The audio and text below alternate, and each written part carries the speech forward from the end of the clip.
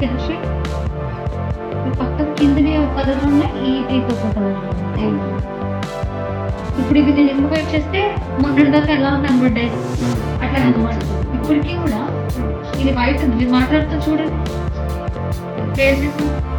White ఉన్నాయి sir, ఇంకా wait చేస్తే ఆర్టిఫిషియల్ ఉంటుంది. చూడండి మీరు మాట్లాడుతుంటే ఇది వైట్ గానే అనిపిస్తుంది.